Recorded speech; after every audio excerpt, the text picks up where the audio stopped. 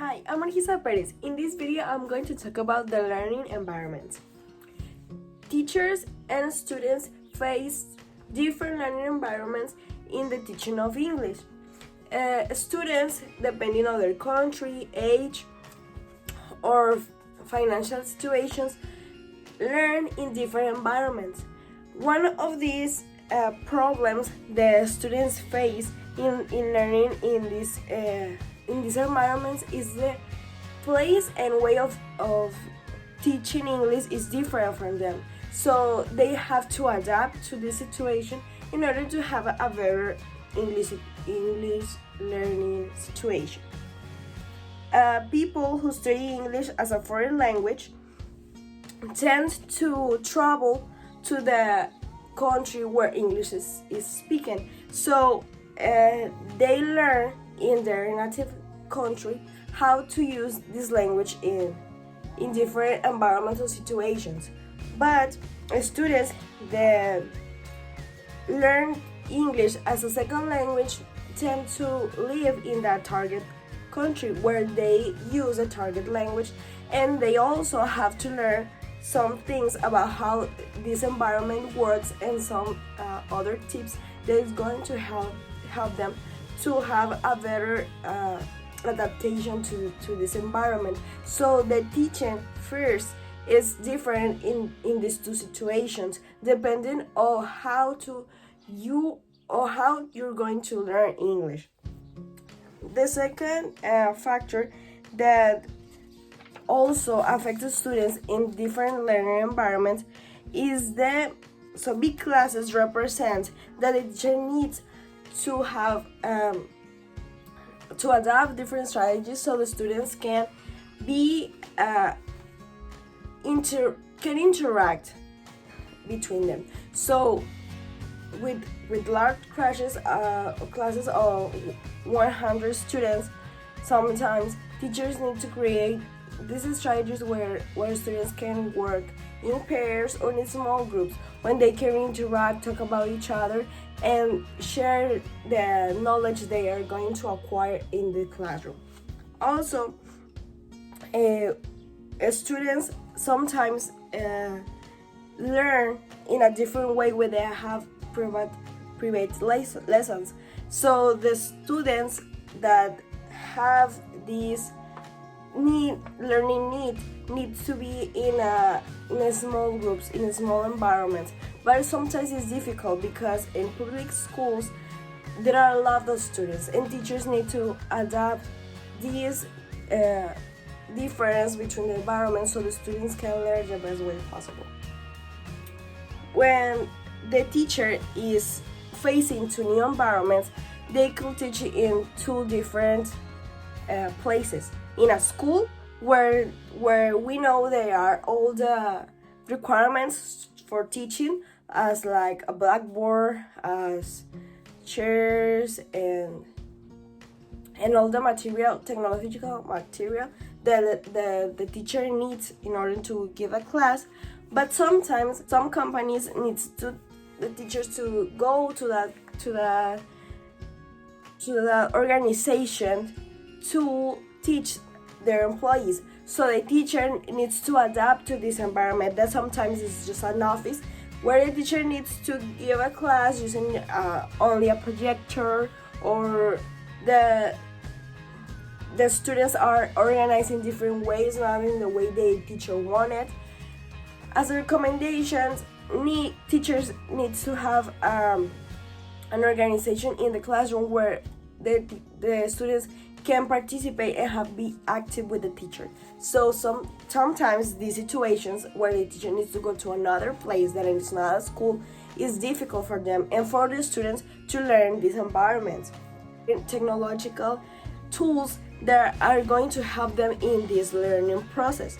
Like now they're facing online classes. So this is a new environment for students where they are going to be in advantage of the teacher sometimes because they have more experience using these new devices. So the students now can attend to classes even when they are not in the same country or in the same time that the teacher. So teachers need to adapt to these new environments and help the students to not have difficulties in this process. Even when the students sometimes know more than the teachers needs to be clear and acquire these abilities to control these new technological devices and tools that they're going to need in this new environment. Moons claims that architecture and physical design helps the students to concentrate. So this theoretical professor said then that the way the classroom is built, helps students in this process of learning. Following this, it still proposed 5 functions of school architecture and in the classroom. These functions are physical security. In this part, still says the students needs to be sure that the school is safe and it is a good environment when they can develop and learn, and they have to be sure that this place is good for them. So in this physical security, the students gain like the security that they are going to learn in this safe environment. The second is pleasure. In this part, the classroom needs to be attractive, visually attractive to students, so they can have a better attitude facing the learning process, so they can be nice and in a nice environment, and they can be comfortable also and in the classroom, so they can learn and have all these advantages of the environment, so they can learn in a better way. And this also influences their behavior in the classroom. The symbolic identification is when the teacher and the students personalize the classroom. So this part is when it's coming some holiday, the teacher decorates the classroom according to that season or that holiday or that festivity, so the students can have a visual interaction with that celebration. Then is task instrumentality.